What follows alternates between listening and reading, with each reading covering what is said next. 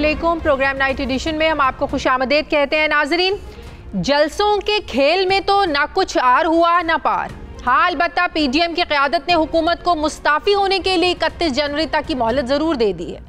PDM के सरबराही इजलास के बाद मीडिया नुमाइंदों से बात करते हुए मौलाना फजलुर रहमान ने कहा कि 31 दिसंबर तक पीडीएम की तमाम जमातों के मुंतखब अरकान असम्बली अपने अपने इस्तीफ़े अपनी अपनी क़यादत को जमा करवा देंगे। हुकूमत 31 जनवरी तक मुस्ताफ़ी हो जाए।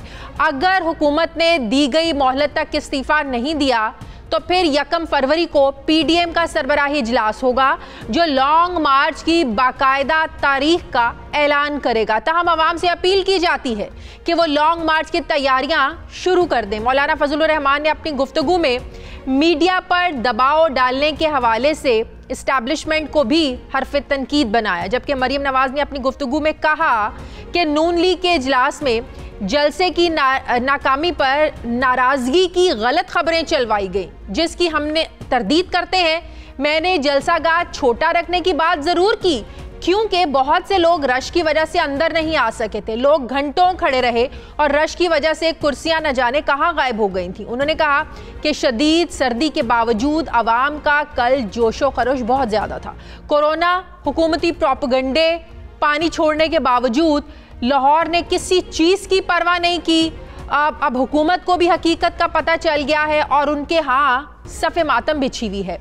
अब हम अवाम की अदालत में जा चुके हैं। अब सेलेक्टेड और सेलेक्टर्स को पीछे हटना ही पड़ेगा। मरीम नवाज का मौक़िफ़ अपनी जगह नाजरीन, मगर मीडिया में मुस्लिम लीग नून के पार्टी इजलास के हवाले से आज ये खबरें गर्दिश कर रही थीं कि मरीम नवाज ने कहा कि हमारी कोशिश थी कि 5 लाख अफराद जमा होते, जो नहीं हो सके। इजलास के दौरान ख्वाजा साद रफ़ीक ने पार्टी की तंजीम में खामियों की भी निशानदही की और कहा कि कुछ लोगों ने अपनी जिम्मेदारी नहीं निभाई। पार्टी में सज़ा और जज़ा का अमल होना चाहिए। ये वो खबरें हैं जो आज सारा दिन मीडिया पर गर्दिश करती रही। जिन लोगों ने जलसे की जिम्मेदारियां नहीं निभाई, उन्होंने कहा कि उनको पूछा जाए। ज़राए के मुताबिक मरीम नवाज ने लाहौर डिवीज़न के मुंतखब अरकान से वजाहत मांग ली है, जिसमें कहा गया है कि पार्टी के मुंतखब अरकान तहरीरी तौर पर यह बताएं कि कौन कितने कारकुन जलसागाह में लाया था। ज़राए के मुताबिक मरीम नवाज ने यह भी कहा कि लाहौर डिवीज़न की क़यादत ने बहुत मायूस किया है। मुझे सब मालूम है, वक्त आने पर फैसले कारकुनों की मर्जी से होंगे। पार्टी को गलत मालूमात दी गई और मुंतखब अरकान ने भी मेहनत नहीं की। एक दूसरे की टांगे खींचने की बजाय काम किया जाता तो लोग बाहर निकलते। जबकि रायविंड में पीडीएम की क़यादत के हमरा प्रेस कॉन्फ्रेंस के दौरान बिलावल भुट्टो जरदारी ने कहा कि हम सब एक हैं और पीडीएम के प्लेटफॉर्म से ही फैसले होंगे। अब मुज़ाकरात नहीं बल्कि इमरान खान के इस्तीफे का वक्त है। एक सवाल के जवाब में उन्होंने कहा कि शहबाज शरीफ से ताज़ियत के लिए मैं जेल जा रहा हूँ। बिलावल भुट्टो का नाज़रीन मौक़िफ़ अपनी जगह, मगर वफाकी वज़ीर दाखिला शेख रशीद अहमद ने मीडिया से बात करते हुए कहा कि नवाज शरीफ को बतौर वज़ीर दाखिला ये पैगाम है कि बहुत हो गया, अब मज़ीद नहीं। हम पीडीएम वालों के इस्तीफ़ों के मुंतज़िर हैं। लॉन्ग मार्च करना है कर लें, इस्तीफ़े देने हैं दे दें। हम वो करेंगे जिसका आइन और कानून इजाज़त देता है। वो कहते हैं कि इमरान खान से बात नहीं होगी तो बताएं किन से मुज़ाकरात करना चाहते हैं। अब सवाल ये है कि क्या 31 जनवरी तक हुकूमत मुस्ताफ़ी हो जाएगी? सवाल ये भी है कि पीडीएम की क़यादत क्या जलसे की नाकामी का गुस्सा मीडिया पर उतार रही है? सवाल तो ये भी अहम है कि आखिर पीडीएम कब और किसके साथ मुज़ाकरात करने में राज़ी है। इसी पर बात करने के लिए मुझे ज्वाइन किया सीनियर सहाफ़ी तज्ज़ियाकार सुहेल वड़ाइद साहब ने। अस्सलाम वालेकुम, बहुत बहुत शुक्रिया सुहेल वड़ाइद साहब। सुहेल वड़ाइद साहब, जलसे छोटे हों या बड़े हों, हुकूमतें जलसों से नहीं गिरा करती। हाँ, अलबत्ता जलसों में जो लोगों की तादाद कम ज़्यादा तादाद, ये इस तरह का इम्पैक्ट ज़रूर छोड़ती हैं कि किस पार्टी के कितने लोग जो हैं, वोटर जो हैं वो मोटिवेटेड हैं, कितने ऐसे कारकुन हैं या अवाम है जो अपनी पार्टी के कायद लीडर की अवाम पर लब्बैक कहते हैं। ऑपोजिशन तो कह रही है कि हमने तो ऐसा तारीखी जलसा देखा नहीं, हुकूमत कह रही है कि हमने ऐसा फ्लॉप शो कभी नहीं देखा। अगर मैं आपसे पूछूं कल का जलसा और वर्सेस इमरान खान के माजी के मीनार पाकिस्तान के जलसे, तो आपका क्या तज्जिया इस पे? देखें, कल का जलसा ना फ्लॉप था हाँ, और ना अजीम शान था। ये रीजनेबली गुड जलसा था। और जो इमरान खान का 2011 का जलसा था तकरीबन उस जैसा था, लेकिन इसमें जोश कम था। इमरान खान के जलसे में जोश ज़्यादा था और उसमें आम लोग थे, इसमें सिर्फ वर्कर थे पार्टियों के। तो ये फ़र्क है दोनों जलसों। लेकिन इमरान खान को इस बात का तो क्रेडिट देना चाहिए, ये 11 पार्टियों का एक जलसा था। अगर आप उसको उसके पैरेलल भी देख रहे हैं, बराबर भी देख रहे हैं, तो वो अकेले इमरान खान का जलसा था।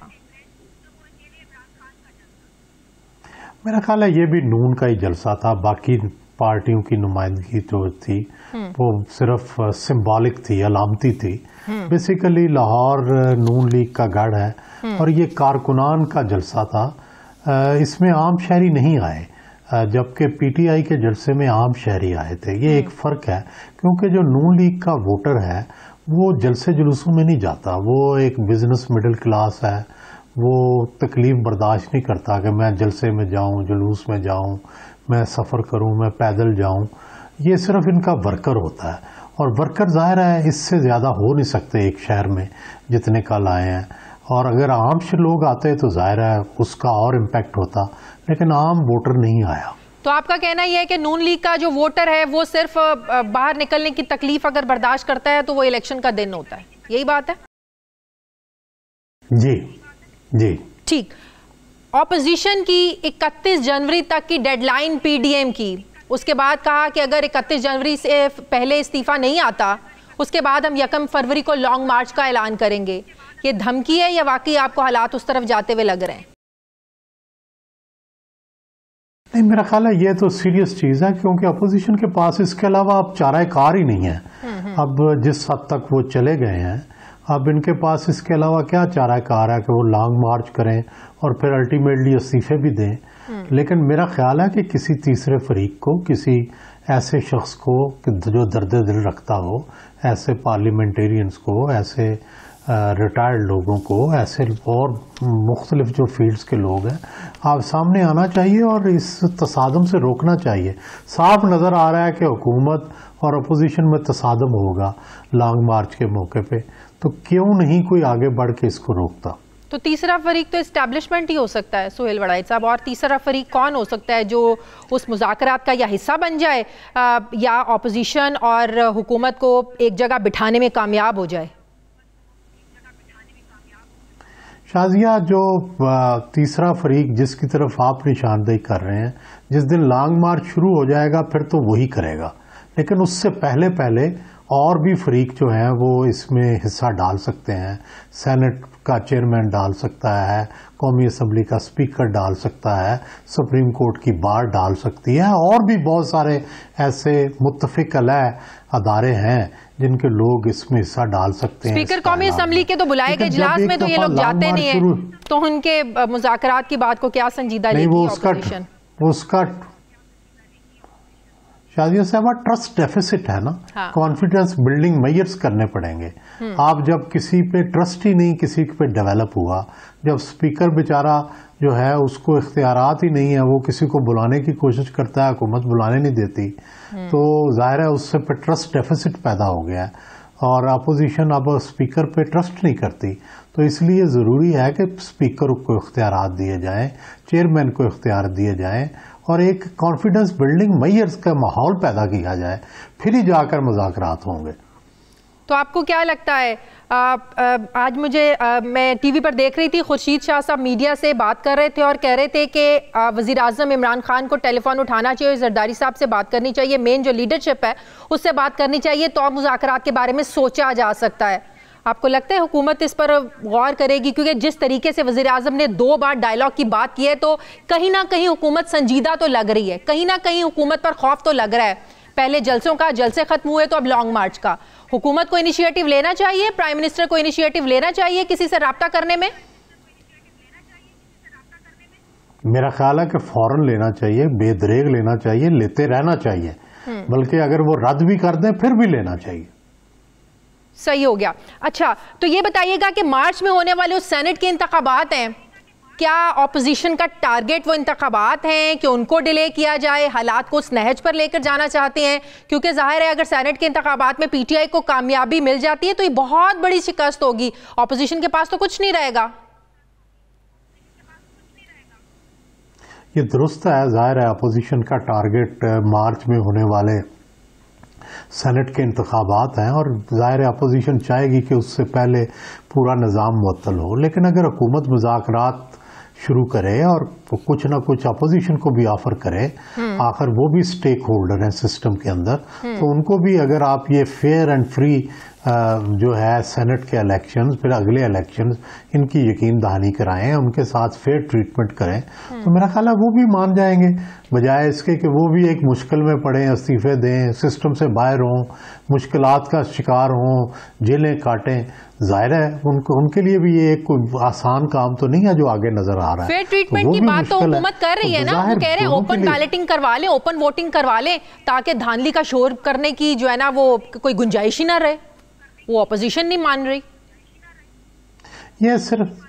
ये सिर्फ सेनेट की बात नहीं है, अगले जनरल इलेक्शन की बात भी है, ओवरऑल सिस्टम की बात भी है, अपोजिशन के रहनुमाओं की कैदों की बात है, जेलों की बात है, मुकदमात की बात है।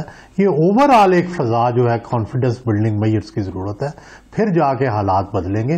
हर बंदा अपोजिशन का ये समझता है कि वो किसी भी दिन गिरफ्तार हो जाएगा, तो ये फजा कोई ठीक तो नहीं है ना। तो सुहेल वड़ाइच साहब, अपोजिशन यकीनन एक आखिरी हथियार होगा, आखिरी ऑप्शन होगा इस्तीफे जो हैं अपोजिशन के लिए, तो आपको लगता है कि इस्तीफों के मामले पर अपोजिशन का कंसेंसस है या हो पाएगा?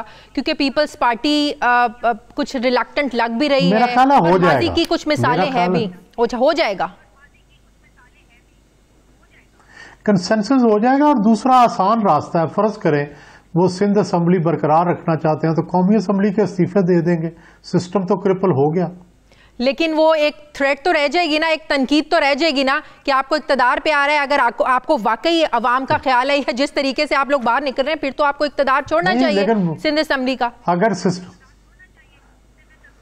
फिर अगर कौमी असम्बली का सिस्टम क्रिपल करते हैं तो अल्टीमेटली वो भी दे देंगे। जब पूरा सिस्टम ही टूटने को आ जाएगा और सेनेट के इलेक्शन नहीं हो सकेंगे और एक बहरानी फजा पैदा हो जाएगी, तो फिर उन्होंने सिंध रख के क्या करनी है, फिर तो इलेक्शन की तरफ मामला जाएगा। नहीं तो वजीर आजम तो कहते हैं कि हम खाली निशिस्तों पर ज़िमनी इंतखाब करवाएंगे, लेकिन आपको लगता है इतने बड़े पैमाने पर ज़िमनी इंतखाब करवाना आसान होगा या आम इंतखाबात ऐसे मुमकिन नहीं है? अच्छा, नहीं, बड़ा मुश्किल, मेरा नहीं ख्याल कि अब ये इस तरह मुमकिन है। आम इंतखाबात की तरफ जाना होगा, इतने बड़े ज़िमनी इंतखाबात, फिर कोई और रास्ता नहीं रहेगा और मुल्क की फजा में कशीदगी आ जाएगी, तसादम आ जाएगा। एक तरफ लॉन्ग मार्च हो रहा होगा, एक तरफ इस्तीफे हो रहे होंगे, शोलाबार तकरीरें हो रही होंगी। ऐसे में आप कैसे ज़िमनी इंतखाबात करवा सकते हैं? ठीक है, बहुत बहुत शुक्रिया। सहाफ़ी तज्ज़ियाकार सुहेल वड़ाइच साहब मेरे साथ थे। मुझे प्रोग्राम में नाज़रीन एक ब्रेक लेनी है, वापस आते हैं छोटे से वक्फे के बाद।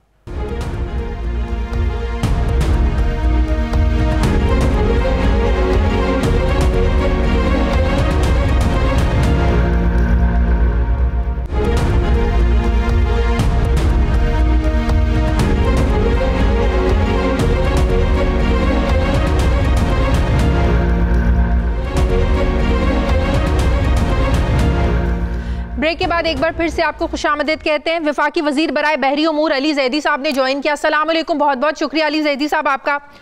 अली जैदी साहब, ऐलान लाहौर, 31 जनवरी तक की डेडलाइन, फाइनल अल्टीमेटम, फिर 1 फरवरी को लॉन्ग मार्च का ऐलान, क्या है हुकूमत का रद्द अमल? कितना संजीदा आप लोग ले रहे हैं? कल के जलसे के बाद तो लगता है हुकूमत को इतनी ज्यादा खुशी हो रही है जलसे की नाकामी से कि पता नहीं हुकूमत ने क्या अचीव कर लिया हो इससे। लॉन्ग मार्च का कोई खौफ है हुकूमत को? वेलकम करते हैं जी, हम तो वेलकम करते हैं, हमें कभी परेशानी थी कोई नहीं। मेरे ख्याल में मुल्तान को हैंडल गलत किया। कल आपको पता है कि किसी ने कोई तंग नहीं किया, उनको जो मर्जी है वो करते रहे आके जलसा। बस शर्म मुझे आती है एज ए पाकिस्तानी ये सोचते हुए कि ये लीडरशिप है, ये 11 बड़ी जमातें अपने आप को कहती हैं, इनको कोई ख्याल नहीं है कि पाकिस्तान में कोविड फैल रहा है और ये जलसे जुलूस कर रहे हैं। ठीक है, आप चाहते क्या है इससे? कोई इनका एंड गेम क्या है? कुछ पता नहीं है इनको। इस्तीफा देना है नहीं देना, देना है नहीं देना, एक कह रहा देना है, दूसरा कह रहा नहीं देना। एक जमात के लोग कहते हैं कि जी ये कोई फायदा नहीं है। इट्स ए ड्रामा क्रिएट कर रहे हैं, केओस कर रहे हैं मुल्क में विदाउट एनी प्लान। फिलहाल तो आप लोगों से इस्तीफा मांग रहे हैं, जलसे जुलूस, फिलहाल तो आप लोगों से मांग रहे हैं जैसे 2014 में आप लोग मैं तो कह रहा हूं दे दें। मैं तो कह रहा हूं दे देना इस्तीफे, जमा करा देना। मांग रहे हैं पहले, उनके तो बात मैं तो कहा हर इस्तीफे आप लोग देना, वो आपसे मांग रहे हैं।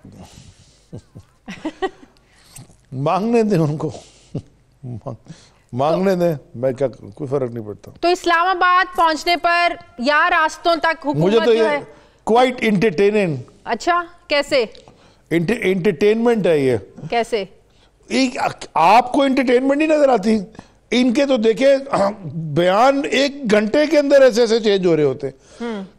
अभी वो मैं इनकी कोई ये खातून है, उनका क्लिप मैंने ट्वीट भी किया है, वो जर्नलिस्ट से पूछ रहा है जी आप किसके खिलाफ, कहती जी सेलेक्टरों के खिलाफ कर रहे हैं, तो सेलेक्टरों के नाम बताते हैं, वो नाम नहीं बता रही, कहती नवाज शरीफ की तकरीर सुन ले। हाँ। तो भाई वो तो भागा हुआ एब्सकॉन्डर है, आप तो नाम बता दें, वो नाम नहीं बता रही। मुझे तो इतनी फनी लगी, मैं को हंस, मैंने बोला ये कौन सा कॉमेडी प्रोग्राम चलाया हुआ इन लोगों ने। आई मीन ये कोई, आप सोचे, आप सिर्फ जरा गौर से 1 मिनट के लिए जो ये कह रहे हैं, जो हम कह रहे हैं, सब बातें साइड में रख दें, छोड़ दें कि हुकूमत क्या कह रही है, छोड़ दें कि ये क्या ड्रामा। सिनेरियो क्या है? सिनेरियो ये है कि 2 स्पॉइल्ड ब्रैट्स जिन्होंने अपनी पूरी जिंदगी में 5 रुपए नहीं कमाए हक हलाल के कहीं काम करके, वो अपने वालिद, दोनों अपने अपने वालिदों की करप्शन बचाने के लिए एक इंसान जो कि मैस्कुरेट करता है ना, एक्टिंग करता रहा एज अ रिलीजियस को लीडर पॉलिटिशियन बनने की दिहाइयों से, जिसकी अभी अली अमीन गंडापुर साहब ने जो उस दिन प्रेस कॉन्फ्रेंस करके चीजें दिखाई हैं, उसकी क़यादत में 11 जमातों का टोला लेके 10-12 हज़ार आदमी इकट्ठे नहीं कर सके, और ये चले हैं हुकूमत गिराने, जो कि एक इलेक्टेड गवर्नमेंट है। और ये इनका बॉटम लाइन क्या है? हमारे करप्शन के केसेस, हमारे वालिदैन के करप्शन के केसेस माफ कर दो, ये तो आप कह रहे हैं ना, दे दो। ये लोग तो आप, ये है बातें तो आप लोग कह रहे हैं ना। नहीं, मैं तो नहीं कह रहा, ये कह रहे हैं। अरे ये कह रहे हैं ना, ये और कह रहे हैं क्या? मुझे चले आप शाजिया, आप बता दें क्या कह रहे हैं, मुझे बता दें, समझा दें। वो कह रहे हैं महंगाई है, वो कह रहे हैं कि आवाम का जीना दोभर हो गया है, हर चीज महंगी हो गई है, कोई पॉलिसी नहीं आप लोगों की, इसीलिए हम लोग इस्लामाबाद आ रहे हैं, आप लोगों को हुकूमत करने का कोई हक नहीं है, धांधली आप लोगों ने की है। ये वो बातें जो ऑपोजिशन कर रही है। ऑपोजिशन ये तो नहीं कह रही कि हमारे मुकदमे खत्म कर दे, ये लोग, ये बात तो आप लोग कर रहे हैं। ये अच्छा, चले ना, बात करते हैं ना, धांधली पे आ जाएं। हाँ। इलेक्शन कमिश्नर पिछले वाले किसके अपॉइंट किए हुए थे? जाहिर है इन्होंने हमने अपॉइंट किए थे। हाँ, उन्होंने किए थे। आरटीएस सिस्टम किसने डिप्लॉय किया था? किसने किया था? उसके ऊपर लोग किससे रखे थे? इन्होंने किया था, नून लीग वालों की हुकूमत थी, और आपकी थी क्या? हाँ? नहीं तो इन्होंने किया था, वो अगर सारा काम इन्होंने किया। अच्छा, धांधली हुई। अच्छा, वही पाकिस्तान की अवाम ने वोट डाला है इमरान खान के नजरिए पे, और खान साहब को प्रॉब्लम क्या है समझने की? अच्छा, फिर सिंध में धांधली क्यों नहीं हुई? सिंध में कैसे इनकी हुकूमत आ गई? लाहौर में ये सीटें ज्यादा कैसे जीत गए, वहां धांधली नहीं हुई? अच्छा, क्या ये बातें कर रहे हैं? अच्छा, आप लोगों के लिए अगर इतना एंटरटेनिंग है ये सब कुछ जो बात आप कर रहे हैं, आज प्राइम मिनिस्टर साहब ने पार्टी तर्जुमानों का इजलास बुलाया, 0 + 0 हाँ, सुने ना, वो मरियम, मतलब वो क्या, वो जो जोसेफ गोबेल्स नहीं था, वो जो नाज़ी का वो जो था, वो प्रोपेगेंडा करता था उनका, वो भी शर्मा जाए, इतना झूठ बोलती है। अली ज़ैदी साहब, बकौल आपके सब कुछ इतना एंटरटेनिंग है, अगर इतना एंटरटेनिंग है, हुकूमत तो लग रहा है कि हुकूमत बहुत ज़्यादा इसको संजीदा ले रही है। आज प्राइम मिनिस्टर साहब ने पार्टी तर्जुमानों का इजलास बुलाया, बाकायदा डायरेक्शंस दी, इस कल के जलसे के बारे में बाकायदा बात हुई, कामयाब था, नाकाम था, और पार्टी तर्जुमानों को कहा कि आप भरपूर तरीके से जो अपना मौक़िफ़ है ना वो मीडिया पर दें, आवाम को बताएं। इसका मतलब है हुकूमत इसको संजीदा ले रही है, तो बाकायदा इजलास बुलाए जा रहे हैं, अपनी स्ट्रैटेजी बनाई जा रही है, नहीं तो हुकूमत के पास करने को तो और बहुत सारे काम होने चाहिए। आप इजलास में थी? हमें हमारे सोर्सेज ने बताया। आप डिनाई कर दें, आप डिनाई कर दें, इजलास में तो बैठे, आप डिनाई कर देना। देखो 1 मिनट हो, मैं बता रहा हूं ना, बात तो कर रहे थे, मुझे आप भी एंटरटेन कर रहे हो। हाँ, बताएं। इजलास में मिनिस्टर्स बैठे थे और स्पोक्स पर्सन बैठे थे। हाँ। 10 बातें हुई हैं, एक इसकी भी बात हुई है। हाँ। असल में सबसे हमारी वरी क्या है? एंटरटेनिंग एक one side, but what is our worry? हमारा फेयर क्या है, और जो कि हर पाकिस्तानी का होना चाहिए ये कोई बीमारी जो कोरोना जिसका नाम है, मैं तो गुजरा हूं ना इससे, I have gone through it. और हम रोज किसी जानने वाले का सुनते हैं कि जानने वाले का कि इंतकाल हो गया कोरोना से, लंग फेलियर हो गया, हार्ट अटैक हो गया, पता नहीं क्या। देखें ये इसको ये अपनी करप्शन बचाने के लिए ये बेड़ा गर्क कर रहे हैं इस कौम का। अभी इतनी मुश्किल से हमने संभाला, इकोनॉमी हमारी ठीक हो रही है, इनको एनआरओ नहीं मिलेगा, जो मर्जी कर ले। अब ये कोई और कोई टैक्टिक इस्तेमाल कर ले ना, दे देना इस्तीफे। ये ना करें, ये कोरोना फैला रहे हैं, दे दे इस्तीफे, असेंबली से मुंह पे मारे जी आगे हमारे इस्तीफे, बोले ये स्पीकर साहब को जमा करा दें। वैसे भी पहले 5 जो जमा कराएगा, मैंने कहा है कि मैं तो पहले 5 की उम्र का टिकट दूंगा, उनको इनको नहीं दूंगा। हो आप पहले कंफ्यूजन में ना रहें। इनके लिए देखें, इस मुल्क में बड़े गरीब मुस्तहिक लोग हैं जिनको जाना चाहिए उम्रे पे, जो अफोर्ड नहीं कर सकते। मैं हर एक इस्तीफे पे किसी एक मुस्तहिक आदमी को उम्रे पे भेजूंगा। हाँ, बिल्कुल, क्योंकि ये इनसे जान छूटे ना हमारी। अच्छा, ये खुश ना हो जाए। आज खुर्शीद शाह साहब ने मीडिया से बात करते हुए कहा कि वजीर आजम जो डायलॉग की बात कर रहे हैं, तो डायलॉग तो एक ही सूरत में हो सकते हैं, वजीर आजम साहब फोन उठाएं, जरदारी साहब को, हमारे लीडर को कॉल करें, अपने कैलिबर के लीडर को कॉल करें ना, हमारी पार्टी के लीडर से बात करें तो हम डायलॉग की बात कर सकते हैं। नीचे अपने वजीरों से, तर्जुमानों से पैगाम भिजवा कर इस तरह तो डायलॉग नहीं होंगे। तो क्या ये अच्छा हो कि वाकई अगर हुकूमत चाहती है कि मामलात को सुलझा लिया जाए बातचीत के जरिए, डायलॉग टेबल पर बैठ के, तो वजीर आजम बात कर लें? नहीं, हम वजीर आजम ने कब का डायलॉग, किस चीज का डायलॉग, किस बात पर डायलॉग, किस चीज पर डायलॉग करना चाह रहे हैं, चाह क्या रहे हैं वजीर आजम साहब? डायलॉग में क्या चाह रहे हैं, पहले एजेंडा तो बताए ना। तो वजीर आजम ने बताया एजेंडा, क्या कहा है? वजीर आजम ने कहा है, आपने शायद सुना नहीं, 2 बार वो डायलॉग की बात कर चुके हैं कि मैं डायलॉग की बात, हम लोग डायलॉग के लिए तैयार हैं। एनआरओ के लिए डिस्कशन ही कोई नहीं है। आपको पता है ये जो फैटेफ पे, ये जो नैब में ये लेके आए थे, ये जो पूरी नैब को ही तबाह करके तो कहते हैं माफ कर दो, बस जो मर्जी हम कर लें, हमारे सारे गुनाह माफ। ये चाह रहे हैं, इसमें क्या डायलॉग होना? ये तो आप लोग कह रहे हैं ना। डायलॉग किस चीज की? तो आप लोगों ने अब अपना एक बयानिया, एक सोच बना ली है ना। सेशन होगा, वहां हो जाए, असेंबली का सेशन होगा, उसमें बातचीत कर लेंगे। अच्छा, वैसे डायलॉग नहीं करने, ऑपोजिशन को बिठाकर बात नहीं करनी? क्या बात करनी किस पे है? ये एजेंडा दे दें हमें, पहले देखें। चले वजीर आजम साहब एजेंडा दे दें कि इस इशू पर बात करते हैं हम लोग, तो आप आए, हम बात करते हैं। वजीर आजम साहब एजेंडा दे दें, क्योंकि उन्होंने डायलॉग की बात की है। भाई हम वो डायलॉग की बात वजीर आजम ने की है, एजेंडा तो ये देना किस चीज पे डायलॉग करना है। उन्होंने कहा बात करनी, कर लेते हैं हम बात, लेकिन है किसका एजेंडा, क्या है? इनको ने शोर हंगामा डाला, हमने तो नहीं डाला, हम तो काम कर रहे हैं, हम अपनी वजारतें भी चला रहे हैं, हुकूमत भी चला रहे हैं, इकोनॉमी भी ठीक हो रही है, प्राइम मिनिस्टर सुबह से लेकर रात तक काम भी कर रहे हैं, सारे वजीर काम कर रहे हैं, चीजें ठीक हो रही हैं। इनको प्रॉब्लम है, ये कह रहे हैं कि जी हमें तकलीफ हो रही है। भाई किधर तकलीफ हो रही है, किस चीज की तकलीफ हो रही है, लिख के दे दो, फिर बात करेंगे। ठीक है, बहुत बहुत शुक्रिया। तहरीक इंसाफ के रहनुमा वफाकी वजीर बराए बहरी उमूर अली जैदी साहब मेरे साथ थे। अब मुझे मुस्लिम लीग नून के सीनियर रहनुमा राना सनाउल्लाह साहब ने ज्वाइन किया है। अस्सलाम वालेकुम, बहुत बहुत शुक्रिया राना सनाउल्लाह साहब आपका। राना साहब, आज जो पीडीएम ने इजलास के बाद जो फैसला किया, जो ऐलान किया, ऐलान लाहौर 31 जनवरी तक हुकूमत मुस्ताफ़ी नहीं हुई, उसके बाद 1 फरवरी को लॉन्ग मार्च की बाकायदा तारीख का ऐलान किया जाएगा। आप नहीं समझते अगर कल ये सारे ऐलानात जलसे में होते तो इसका इम्पैक्ट ज़्यादा होता? क्या मुशावरत पहले नहीं थी? कल क्यों नहीं हुए ये ऐलानात, जबकि हमें बताया गया था कि जलसे में बड़े बड़े ऐलानात होंगे? नहीं, देखिए ऐलानात जो हैं वो उसका तरीकाकार इससे पहले भी यही रहा है, और आज क्योंकि मैं उस मीटिंग में शामिल था और उसमें जो आज डिस्कशन हुई है, तो उसकी रोशनी में मैं समझता हूँ कि ये ज्यादा मुनासिब तरीका था कि आज सारी लीडरशिप जो है वो इकट्ठी हुई। कल सारे लोग जो थे वो कोई अपने अपने यानी होम टाउन से आए थे और वहाँ पे ज़ुहराने पे इकट्ठे हुए थे या सादिक साहब के घर।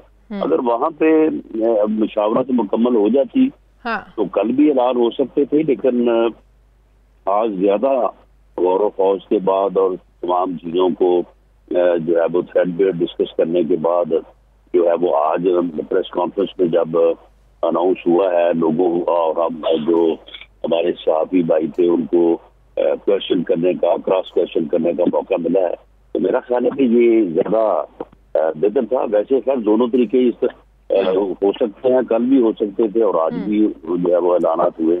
सही, अल्टीमेटली तो लगता है कि ऑपोजिशन को लॉन्ग मार्च की तरफ ही जाना पड़ेगा। 31 जनवरी तक की जो हुकूमत की मुस्ताफ़ी होने की डेडलाइन दी है आज मौलाना साहब ने मीडिया से बात करते हुए, हुकूमत आपको क्या लगता है, हुकूमत के वुज़रा तो ट्वीट्स भी कर रहे हैं और टॉक शोज़ में भी आकर बात कर रहे हैं, अली जैदी साहब ये भी मेरे साथ शो में थे, हुकूमत तो किसी सूरत मुस्ताफ़ी होने को तैयार नहीं है, तो अल्टीमेटली तो लॉन्ग मार्च की तैयारी आपको अभी से शुरू करनी होगी फिर। नहीं, इनकी क्या हैसियत है, ये कोई खुद हुकूमत में आए हैं या कोई ये अपनी मर्जी से हुकूमत में बैठे हैं? इनको तो बैठाया गया है, अगर बैठाने वालों की मर्जी हुई तो ये इनकी छुट्टी हो जाएगी। ये तो बिल्कुल यानी कठपुतलियां हैं इनकी ये ट्वीट्स और इनकी ये कार्रवाई जो है इसकी तो कोई हैसियत ही नहीं है। और ये टाइम जो है दरअसल जो पीडीएम की आज लीडरशिप वहां पे मौजूद थी और दिस वाज द डिस्कशन, वो टाइम इनको थोड़ा किसी ने दिया है, टाइम इनको दिया उनको मालूम है। लेकिन डायलॉग की बात या ऑपोजिशन के साथ बातचीत मुज़ाकरात की बात तो वज़ीर आज़म ने दी है, किसी तीसरे ने तो दावत नहीं दी मुज़ाकरात की या बात नहीं की मुज़ाकरात की। नहीं, वज़ीर आज़म से कोई मुज़ाकरात नहीं होंगे।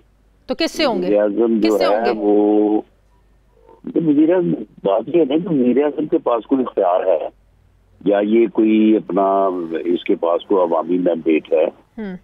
यानी हमारा तो जो पीडीएम है उसका तो झगड़ा ये है कि वजीर आजम को बाइख्तियार बनाया जाए, वजीर आजम को अवामी मैंडेट का हामिल बनाया जाए, जिसे लोग वोट दें, जिसे लोग मुंतखब करें, उनसे वजीर आजम बनाया जाए। और ये जो जाली सजावट प्रसाद कायम किया गया है इस कठपुतली, ये मुतालिबात किससे कर रहे हैं आप लोग? कौन ये सब करे? किससे बातचीत करनी है फिर आप लोगों को? ये एस्टैब्लिशमेंट। तो ये तो आप लोगों के बयानी की नफी हो जाएगी ना। एक तरफ मियां नवाज शरीफ का बयानी है कि इस्टेब्लिशमेंट को सियासत में कोई रोल प्ले नहीं करना है, उनका काम सरहदों तक है, वो सरहदों तक जो है ना वो महदूद रहें, सियासत में मुदाखलात या सियासी मामलात में उनको मुदाखलत नहीं करनी चाहिए। लेकिन सियासी मामलात में आप लोग कह रहे हैं कि इस्टेब्लिशमेंट से बात करनी है, ये तो अपने ही बयानी की नफी है। नहीं, ये आप समझो ना इस बात को, वो भाई ये सारा कुछ कर ही जब इस्टेब्लिशमेंट रहेगी तो फिर बात उनसे नहीं करेंगे तो किससे करेंगे? ये इनके बुरे से करेंगे, उनके बुरे से बात करेंगे। तो ये उन्हीं से ये बात करनी है कि जी आप इस काम को छोड़ें, इस बुरे को जो है इस कठपुतली को विड्रॉ करें और इस मुल्क में फ्री एंड फेयर इलेक्शन को है।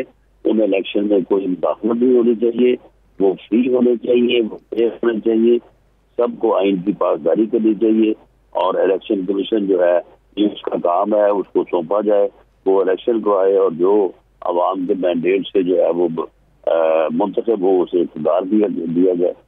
जो जिसके पास सारी चीज है उसे ही कहना है ना। लेकिन कैसे फिर आप लोग एक्सपेक्ट करते हैं? एक तरफ सेलेक्टर और इस्टेब्लिशमेंट पर सख्त उनके लिए अल्फाज इस्तेमाल करते हैं नवाज शरीफ साहब, मरियम बीबी, मौलाना फजलुर रहमान, फिर कैसे एक्सपेक्ट करते हैं कि जिनके खिलाफ सख्त जुबान इस्तेमाल की जा रही है उन्हीं के साथ या वो लोग राजी होंगे आपके साथ मुज़ाकरात करने के लिए? कहीं तो टोन डाउन होना पड़ेगा ना। नहीं, टोन डाउन की बात नहीं है, कोई हमारी उनके साथ दुश्मनी नहीं है, वो हमारे भाई हैं, हमारे लिए बाइस इज्जत है, हमारे लिए बाइस एहतराम है। उनका बहरहाल जो रोल जो है जिससे हम मुतफिक नहीं है, हम उस रोल की निशानदेही कर रहे हैं और हम उनसे कह रहे हैं कि ये आप विड्रॉ करें। और ये बड़े कोई हम उनको कोई उनके साथ झगड़ा तो नहीं कर रहे, हम ये तो नहीं कर रहे कि आप क्यों अगर आपने किया है तो ये बड़ा जो है वो हम ये करेंगे वो करेंगे। हम तो कहते हैं कि जी जो हो चुका तो हो चुका, अब तो जो है उसका मुतब्बल नहीं है। अब इस मामले को जो है आए बैठ के आप इस चीज को विड्रॉ करें, जो आपका काम है वो आप करें, जो सियासी जमातों का या पॉलिटिकल लीडरशिप का काम है वो उसे करने दें। ये तो बड़े आराम से और बड़े अफवाहों तफहीम से होने वाली बात है। तो मतलब ये हुआ कि ऑपोजिशन पीडीएम इमरान खान से किसी किस्म के मुज़ाकरात करने को तैयार नहीं है, आप लॉन्ग मार्च की कॉल वापस ले सकते हैं अगर इस्टेब्लिशमेंट आपके साथ मुज़ाकरात करे, राइट? देखिए, हमारा मकसद जो है वो हमारा मकसद लॉन्ग मार्च नहीं है। हमारा मकसद कोई इस्लामाबाद आगे बैठना या कोई गिराव करना नहीं है। हमारा मकसद है फ्री फेयर इलेक्शन।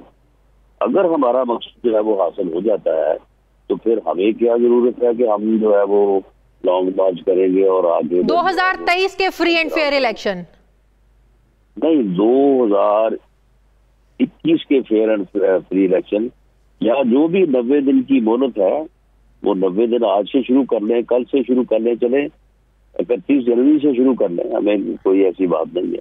31 जनवरी से ऑनवर्ड विद इन 90 डेज जो है वो इलेक्शन हो जाए। फ्री एंड फेयर इलेक्शन, उसके लिए तो इंतखाबी इस्लाहात की जरूरत है ना। ये तो सारे मामला पार्लियामेंट में डिस्कस होने वाले और पार्लियामेंट में हल होने वाले। नहीं, ये सब गलत कहा जा रहा है। किसी इस्लाहात की जरूरत नहीं है, किसी इस्लाहात की जरूरत नहीं है, किसी लीगल अमेंडमेंट की जरूरत नहीं है। इलेक्शन कमीशन, अच्छा, अगर कोई बैरूनी मुदाखलत ना हो तो इलेक्शन कमीशन इन्हीं रूल्स के साथ, इसी कैपेसिटी के साथ जो है वो फ्री फेयर इलेक्शन करवा सकता है। तो आप कह रहे हैं इलेक्शन कमीशन हमारा बाइख्तियार नहीं है? नहीं, बाइख्तियार यानी उसका इख्तियार कागजात में तो पूरा बड़ी सराहत के साथ लिखा गया है। इख्तियार तो उसका पूरा है, लेकिन उसे इस्तेमाल कोई नहीं करने देता।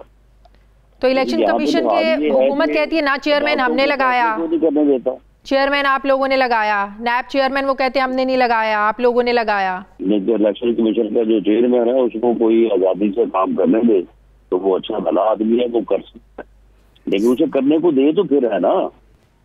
वो फॉरेन फंडिंग का जो है वो केस है, वो सुनना चाहता है, उसे कहा गया कि खबरदार नहीं सुनना, उसने उसको अर्जन कर दिया सैनिटाइज। ठीक है, बहुत बहुत शुक्रिया। मुस्लिम के सीनियर रहनुमा राना सनाउल्लाह साहब मेरे साथ थे, थैंक यू वेरी मच। मुझे प्रोग्राम में एक ब्रेक लेनी है, वापस आते हैं एक छोटे से वक्फे के बाद।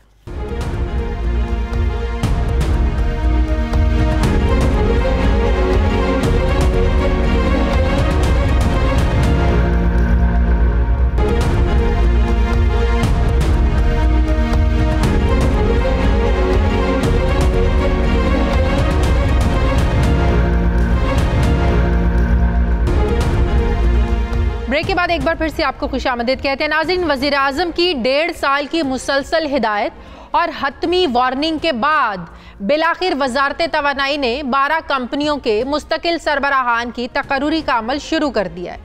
2 गैस कंपनियों के अलावा 25 साल बाद पहली मरतबा बिजली की 10 तकसीमकार कंपनियों के मुस्तकिल सरबराहान तैनात किए जा रहे हैं। वजारत तवानाई ने पुरानी रविश बरकरार रखते हुए 3 पावर कंपनियों के रिटायर्ड सरबराहान को 3 माह के लिए तौसी, जबकि सुई सदन गैस कंपनी का MD एक ऐसे शख्स को तैनात करने की सिफारिश की है जिसे नैब की तहकीकात का सामना है। सेक्रेटरी एस्टैब्लिशमेंट डिवीजन के तहरीरी एतराज़ के बावजूद पेट्रोलियम डिवीजन ने नैब तहकीकात का सामना करने वाले अली जावेद हमदानी को 3 साल के लिए MD सुई सदन तैनात करने की सिफारिश की है, जिस पर हतमी फैसला विफाकी काबीना कल करेगी। दूसरी तरफ सुई सदन गैस कंपनी की हटदर्मी की वजह से 2 crore 80 lakh cubic feet gas की सप्लाई बंद हो गई है, जिसकी वजह से कराची में सनती सार्फिन की जो मुश्किलात हैं ये बढ़ गई हैं, जिसकी बुनियादी वजह सुई सदन की जानिब से 6 माह से ज़ेर इल्तवा दरख्वास्त को ना निपटाना है। सुई सदन कंपनी गैस सप्लाई बरकरार रखने के लिए पेट्रोलियम डिवीजन के अहकामात को भी खातिर में नहीं लाई। क्या सुई सदन के इस इकदाम से $2.5 की मुल्की गैस ना खरीद कर $10 फी MM BTU LNG की राह को हमवार किया जा रहा है? इसी पर मैं बात करूंगी इस्लामाबाद के ब्यूरो चीफ सुहेल इकबाल भट्टी से। अस्सलाम वालेकुम, बहुत बहुत शुक्रिया सुहेल आपका। सुहेल, सबसे पहले तो ये बताइएगा कि सुई सदन का MD एक ऐसे शख्स को क्यों तैनात करने की सिफारिश की जा रही है जिसको ऑलरेडी नैब इन्वेस्टिगेशन का सामना है? कौन लोग हैं जो अली जावेद हमदानी की सिफारिश कर रहे हैं? शाज़िद, यकीनी तौर के ऊपर किसी भी ऐसे शख्स को जिसे लीड कैंडिडेट के तौर के ऊपर वफाकी काबीना के सामने पेश करवाना वो बासर लोगों की आशीर्वाद के बगैर मुमकिन नहीं है। और मामला यह है कि 2 साल से स्विस सदर्न गैस कंपनी मुस्तकिल एमडी से महरूम है। हाँ। एक्टिंग चार्ज की बुनियाद के ऊपर यह कंपनी जो कि सालाना 150 अरब के लगभग रेवेन्यू जनरेट करती है, और उसका जो यूएफजी है, जो गैस चोरी की लॉसेज हैं, वो बहुत ज्यादा हो चुके हैं, बहुत बुरी हालत है। प्राइम मिनिस्टर की वाज़ेह डायरेक्शन थी कि मुस्तकिल एमडी की अपॉइंटमेंट होनी चाहिए। अब बिल आखिर पेट्रोलियम डिवीजन ने वफाकी काबीना को समरी अरसाल की है। 4 उम्मीदवार पर मुश्तमिल ये समरी है, लेकिन जो लीड और प्रायोरिटी जिस कैंडिडेट को दी गई है पहले नंबर पर, वो सैयद अली जवेद हमदानी हैं। मामला ये है कि जब ये सैयद अली जवेद हमदानी एक प्राइवेट कंपनी के चीफ एग्जीक्यूटिव ऑफिसर थे, कौमी खजाने को उस कंपनी ने नुकसान पहुंचाया, उनके खिलाफ नैब तहकीकात कर रहे हैं। जब ये मामला सेक्रेटरी एस्टेब्लिशमेंट डिवीजन के पास पहुंचा तो उन्होंने प्राइम मिनिस्टर ऑफिस को और पेट्रोलियम डिवीजन को तहरीरी तौर के ऊपर आगाह किया कि नैब के अंदर उन्हें नैब ने नोटिस सर्व किया था, उसका स्टेटस क्या है, आप कैसे इनको रेकमेंड कर सकते हैं। उसके अलावा उन्होंने 4 दीगर एतराजात उठाए, लेकिन उसके बावजूद प्राइम मिनिस्टर ऑफिस की डायरेक्शन के ऊपर यह समरी वफाकी काबीना को अरसाल की गई और कल वफाकी काबीना इस मामले के ऊपर हतमी फैसला करेगी। ये बहुत हैरान कुन अमर है कि वो ऐसा एक प्राइवेट कंपनी का ऑफिसर जिसके नैब के खिलाफ तहकीकात का उसे सामना करना पड़ा है नैब में, अब उसको एमडी अपॉइंट करने के लिए स्विस सदर्न गैस कंपनी का टॉप प्रायोरिटी पर रखा गया है। लेकिन अगर कल सारी हकीकत को वज़ीर-ए-आज़म के सामने रखा जाता है कैबिनेट के इजलास में, सेक्रेटरी एस्टैब्लिशमेंट डिवीजन का जो तहरीरी एतराज है इसको वज़ीर-ए-आज़म साहब के सामने रखा जाता है, बावजूद इसके कि वज़ीर-ए-आज़म ऑफिस को ये सारी इंफॉर्मेशन दी गई है, लेकिन वज़ीर-ए-आज़म साहब के सामने हो सकता है इस मामले को ना रखा गया हो, इस तहरीरी एतराज को। यकीनन फिर हो सकता है वज़ीर-ए-आज़म साहब मेरिट पर फैसला करें इसके बाद। जी देखिए, बिल्कुल प्राइम मिनिस्टर इमरान खान ने हमेशा मेरिट और शफाफियत की बात की है, बेहतरीन मौजूतरीन उम्मीदवार लगाने की उन्होंने कोशिश की है। तो अब कल उनका और उनके कैबिनेट मेंबरान का इम्तिहान होगा कि एक जानिब नदीम बाबर साहब और उमर अयूब साहब की जानिब से भेजी गई समरी, जिसमें उन्होंने टॉप प्रायोरिटी के ऊपर सैयद अली जवेद हमदानी साहब को रखा है, क्या सेक्रेटरी एस्टेब्लिशमेंट डिवीजन के जो 5 जेन्युइन एतराजात हैं क्या उनको रद्द कर दिया जाता है या मेरिट की और शफाफियत की बालादस्ती कायम करते हुए वो बेहतर चॉइस का इंतखाब करते हैं। इस बात का हतमी फैसला यकीनी तौर पर कल होगा और कैबिनेट मेंबर्स का इस मामले में एक कड़ा इम्तिहान होगा। जी अच्छा, जो कराची सनती सार्फिन की मुश्किलात बढ़ी हैं, स्विस सदर्न कंपनी के ऐसे क्या इक़दामात हुए, क्या गलतियां हुई, क्या उन्होंने क्या मामलात थे जिनको उन्होंने संजीदा नहीं लिया, जिसकी वजह से 2 crore 80 lakh cubic feet gas की सप्लाई बंद हो गई है। यकीनन सनती सार्फिन को इससे बहुत ज़्यादा मुश्किलात भी होंगी, नुकसान भी उठाना पड़ेगा। जी बिल्कुल शाजी, ये बहुत संगीन मामला है और नाइट एडिशन प्रोग्राम में हमने हमेशा इस मामले को बहुत मर्तबा टेकअप किया कि किस तरीके के साथ पाकिस्तान के अंदर एक लॉबी पाकिस्तान की मुल्क की सस्ती तरीन गैस जो $2.5 से $3 में कॉस्ट करती है उसको डिस्करेज करके दरामदी गैस जो कि अब $10 से $12 फी MMBTU में कॉस्ट करती है उसकी राह हमवार कर रहे हैं। ये उसी सिलसिले की एक कड़ी है। हमने पहले भी इस मामले को टेकअप किया, तर्जुमान स्विस सदर्न से मौक़िफ़ हासिल किया, उनके एक्टिंग MD से बात की। एक ऐसी पाकिस्तानी कंपनी जिन्होंने गैर मुल्की कंपनी की शराकत दारी से बदीन फोर साउथ से गैस डिस्कवर की, 2 करोड़ 80 लाख क्यूबिक फीट योमिया गैस स्विस सदर्न को सप्लाई की गई, लेकिन कुछ अमेंडमेंट्स और कुछ सिस्टम में CO2 को टेक्निकल एक मामला था, उसको कम करने के लिए एक प्लांट नस्ब होना था, लेकिन कोरोना की वजह से वो मामला तखीर का शिकार हुआ। जुलाई 2020 में फोर्स मेजोर क्लेम किया गया, लेकिन 6 माह गुजरने के बावजूद स्विस सदर्न उस गैस के ऊपर उस दरखास्त के ऊपर फैसला नहीं कर सकी और इजाफी जुर्माना आयद करना चाहती थी, जिसके नतीजे में इस कंपनी ने मुकम्मल तौर के ऊपर गैस की सप्लाई बंद कर दी है। इस वक्त बदीन फोर साउथ से स्विस सदर्न को गैस की सप्लाई नहीं हो रही। कमर्शियल सनती घरेलू साफिन उसका खमियाजा भुगत रहे। कौमी खजाने में जमा होने वाला करोड़ों रुपए का टैक्स भी अब जमा नहीं हो पा रहा। स्विस सदर्न का एक ही इस मामले में मौकिफ है कि हम उस दरखास्त को इवेल्युएट कर रहे हैं। 6 माह गुजरने के बावजूद सेक्रेटरी पेट्रोलियम, वजीर पेट्रोलियम नदीम बाबर साहब के कहने के बावजूद इस कंपनी ने किसी के अहकामात नहीं माने और आज नौबत यह है कि हम $12 की LNG स्विस सदर्न खरीद रही है, लेकिन $2.5 की मुल्की गैस को खरीदने को तैयार नहीं है। ऐसे अफसरान की ऐसी रवैयों की वजह से 15 से 20 गैर मुल्की कंपनियां छोड़कर जा चुकी हैं पाकिस्तान और सिर्फ 1 से 2 ऐसी गैर मुल्की कंपनियां हैं जो इस वक्त पाकिस्तान में काम कर रही हैं। ठीक है, बहुत बहुत शुक्रिया। इस्लाम ब्यूरो चीफ सुहेल इकबाल भट्टी मेरे साथ हैं। नाज़रीन, मुझे प्रोग्राम में एक ब्रेक लेनी, वापस आते हैं छोटे से वक्फे के बाद।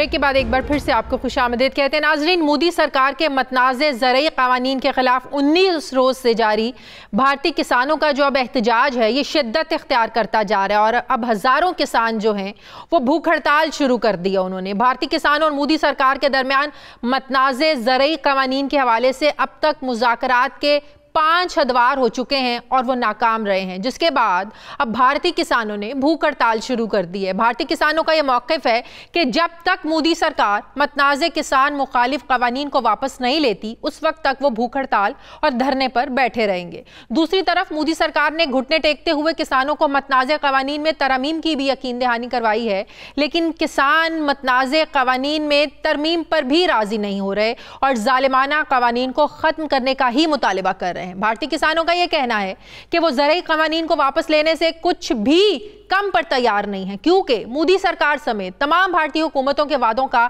साबका रिकॉर्ड जो है ये इंतहाई मायूस कुन और ख़राब रहा है। भारतीय किसान रहनुमाओं का यह कहना है कि मतनाज़े ज़रई क़वानीन की वजह से किसान बड़ी कॉर्पोरेट कंपनीज के मजदूर बनकर रह जाएंगे। उन्हें अभी अपने पैदावार की कम अज़ कम कीमत की जो ज़मानत हासिल है वो भी ख़त्म हो जाएगी और जो बड़े ताजिर हैं ये अपनी मर्जी के मुताबिक किसानों को अपना अनाज और पैदावार फरोख्त करने के लिए मजबूर करेंगे।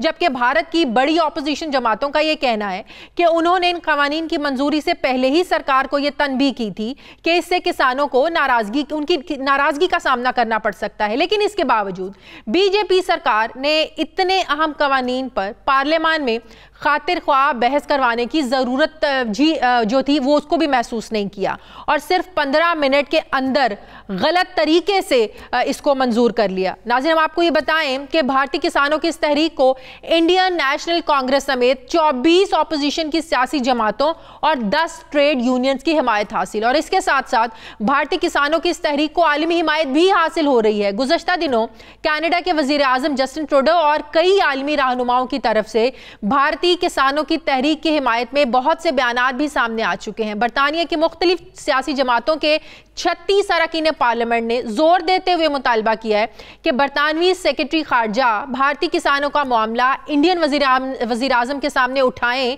इसी तरह अक़वाम मुत्तहिदा ने भी भारतीय किसानों की हिमायत की है। भारतीय किसानों की इस तहरीक को आलमी हिमायत मिलने के बाद अब यकीनन मोदी सरकार पर दबाव बढ़ रहा है और मोदी सरकार जो है ये बुखलाहट का शिकार है और इसी बुखलाहट को दूर करने के लिए मोदी सरकार भारतीय किसानों की इस तहरीक को खालिस्तान तहरीक के साथ मिला रही है और मोदी सरकार की तरफ से ये तासुर दिया जा रहा है कि भारतीय किसानों, जिनमें ज्यादातर सिख कम्युनिटी के किसान शामिल हैं, उनका एहतजाज खालिस्तान तहरीक का एक तसलसल है। कई भारतीय तज्जियाकार किसानों की इस तहरीक को नेशनल सिक्योरिटी के हवाले से खतरा और खालिस्तान तहरीक से ताबीर कर रहे हैं। दूसरी तरफ आलमी मीडिया में यह रिपोर्ट हो रहा है कि भारतीय किसानों के साथ इज़हार यकजहती के लिए बैरून मुल्क मौजूद जो सिख कम्युनिटी है उनमें भी भारतीय पंजाब को अलग रियासत खालिस्तान बनाने का मुतालबा किया जा रहा है। अब सवाल यह है कि भारतीय किसानों की यह तहरीक और भूख हड़ताल मोदी सरकार के लिए कितनी खतरनाक साबित हो सकती है, जबकि किसानों की तंजीम भारतीय किसान यूनियन ने मतनाज़े और किसान मुखालिफ क़वानीन को मनसूख करने के लिए इंडियन सुप्रीम कोर्ट का दरवाज़ा भी खटखटाया है। इस सारी सूरत हाल पर मैं बात करूंगी। मुझे ज्वाइन किया है दिफाई तज्जियाकार जनरल रिटायर्ड अमजद शुएब साहब ने। अस्सलाम वालेकुम, बहुत बहुत शुक्रिया जनरल साहब आपका। जनरल साहब, जो भारत में किसानों के एहतजाज का जो दायरा कार है इसकी आवाज़ अब पूरी दुनिया में गूंज रही है। उनका एहतजाज जो है वो अब भूख हड़ताल उसमें शामिल हो गई है। इससे पहले हमने देखा कुछ रोज़ पहले डॉक्टर्स ने भी हुकूमत की जो पॉलिसीज़ हैं उसके खिलाफ एहतजाज किया था। क्या भारत में आपको कोई नई मूवमेंट शुरू होती हुई नजर आ रही है जिससे भारतीय सरकार को, मोदी सरकार को नुकसान उठाना पड़ सकता है? बिस्मिल्लाहिर्रहमानिर्रहीम। देखिए जी, पुरानी तहरीक जो खालिस्तान की है वो आज कुछ हकीकत का रूप धारती नजर आ रही है और उसकी बड़ी बुनियादी वजह यह है कि किसानों के इस माशी कत्ल में अगर कोई कम्युनिटी सबसे ज्यादा नुकसान उठाएगी तो वो सिख हैं, क्योंकि पंजाब इनकी ग्रीन बास्केट है। पंजाब से ही गल्ला मिलता है इनको सारे मुल्क को और पंजाब में तकरीबन 90% जो किसान है वो सारे सिख किसान हैं। तो वो लोग तभी वहां पे आज बैठे हैं, उनका एक माशी कत्ल किया जा रहा है। और अगर आप सोचें तो ये जो कॉर्पोरेट अदारे होते हैं बहुत बड़े बड़े इनके आगे हुकूमतें बेबस होती हैं और किसान बेचारे की क्या बसात, आप उसको किसान को उनके सामने कर रहे हैं। उनका तो कारोबार, कॉर्पोरेट अदारे जो है उनका कारोबार जो है वो प्रॉफिट पे चलता है। ये किसान के अलावा भी आम आदमी के मुफाद में नहीं। उसकी वजह यह है कि हुकूमत अपनी सब्सिडी निकाल के एक तरफ हो गई, सब्सिडी नहीं देनी पड़ेगी, और आपने डाल दिया बिजनेसमैन के सामने उनको। वो किसान से सस्ती चीज लेगा, अवाम में महंगी बेचेगा, कि उसने दोनों तरफ से प्रॉफिट लेना है। उसके इस प्रॉफिट की लालच ने बाकी लोगों को उधर उनका सत्यानाश कर दिया जाएगा। तो किसान सच्चा है। अब किसान फंस गया इस वजह से कि मोदी जो है वो उसने अपना एक इमेज बनाया हुआ था कि वो जो भी स्टेप लेता है वो वापस नहीं, उससे वापस नहीं हटता, पीछे नहीं हटता। और वो गिनती करवाता रहा है कि देखे मैंने शरीयत का कानून बनाया, लोग कत्ल हुए, दिल्ली में फसाद हुए, सब कुछ, लेकिन मैंने नहीं बदला। कश्मीर खान हो गया, आर्टिकल 370 खत्म किया, मैंने नहीं बदला। बिल्कुल। डिमोनेटाइजेशन की थी, लोग भूखे मर गए, उसने नहीं बदला। बिल्कुल। तो वो अपनी वो जो 56 इंचेस की वो छाती की बात करता है ना, वो यही है कि वो देखता नहीं कि भाई कानून जो है वो उसका आगे इफेक्ट क्या हो रहा है। लेकिन मोदी सरकार का ये जो तासुर है या जो आप सीना चौड़ा उनका है उसकी जो बात कर रहे हैं, ये इस बार गलत साबित हो सकता है। जितनी सिख बिरादरी और जितनी पूरी दुनिया से इस तहरीक को हिमायत मिल रही है, इससे यकीनन मोदी सरकार को नुकसान उठाना पड़ सकता है, बड़ा नुकसान हो सकता है। इससे नुकसान, देखें जी, नुकसान होना अलग बात है और होना चाहिए। वैसे भी सिख को वहां पे इंसाफ किया। आपने बात की अभी अपने इब्तदाइया में, आपने कहा कि सुप्रीम कोर्ट का दरवाजा खटखटा है।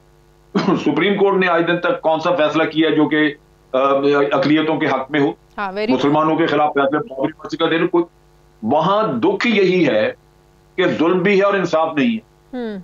अगर किसी को ये उम्मीद हो कि जुल्म हो रहा है तो मैं इंसाफ जाके हासिल कर सकूंगा, तो जुल्म से जान छूटेगी, वो तो है ही नहीं वहां पे। बिल्कुल, ये बिल्कुल। सब लोग जो भी आज जो वहां पे हुकूमतों में हैं या अदारों में बैठे हैं, ये सब वही हैं जो मोदी के साथी हैं हिंदुत्व के। और ये लोग आज अगर उठ खड़े हुए हैं तो इनको ये मौका है कि ये अपने लिए वतन मांगे, क्योंकि इनको आगे कुछ नहीं। आप कह रहे हैं कि मोदी को पीछे हटना पड़ेगा। अगर वो हट भी गया आज, ये दोबारा किसी न किसी बहाने ये किस्सा लेके आएगा। ये आदमी बहुत मुख्तलिफ है। तो इस एहतजाज में खालिस्तान तहरीक जोर पकड़ती हुई लग रही है आपको? बिल्कुल लगती है, और मेरा अपना ख्याल है कि ये उन लोगों का हक है। उनको क्यों, जब आप उनको उनके हुकूक नहीं देते तो वो क्यों ना अलग रियासत बनाए, क्यों ना करें? हमने ये किया था कि नहीं? क्या पाकिस्तान जो हमने लिया वो इसी बुनियाद पे नहीं लिया था हमने? कि जनाब हमें पता है कि ये जमहूरियत के नाम पे हिंदू मेजॉरिटी हमारी जान खा जाएगी, हम बच के वहां से निकले। और आज वहां पे यही जमहूरियत के नाम, आप अगर इंटरव्यू सुन लें इनके लीडर्स का, सुब्रमण्यम स्वामी ने एक इंटरव्यू दिया बीबीसी को, और एंकर ने पूछा कि जनाब आपके यहाँ अकलियतों के कोई हुकूक नहीं, अकलियतों के हुकूक आप देते नहीं, उनको आपने बड़ा तंग किया हुआ है। तो उसका जवाब था कि अकलियतों के हुकूक तो होते ही नहीं, हुकूक तो होते हैं मेजॉरिटी के। मेजॉरिटी के हुकूक और अकलियतों को उनके साथ एडजस्ट करना पड़ता है अपने आप को। आप इमेजिन करें, ये जालिम है। इनका तो अगर ये खालिस्तान नहीं बनाते, ये सिख तबाह हो जाएंगे, इनकी नस्लें आगे खराब हो जाएंगी। सही, ये इनको जिज करें। बहुत बहुत शुक्रिया दिफाई तज्जिया का रिटायर्ड अमजद शुएब साहब मेरे साथ थे। नाज़रीन, हमारे प्रोग्राम का वक्त खत्म हो गया। प्रोग्राम के लिए आप हमें फीडबैक ज़रूर दीजिएगा। अपना ख्याल रखिएगा, मुझे इजाज़त दीजिए। मेरी आपसे मुलाकात होगी कल। अल्लाह हाफिज़।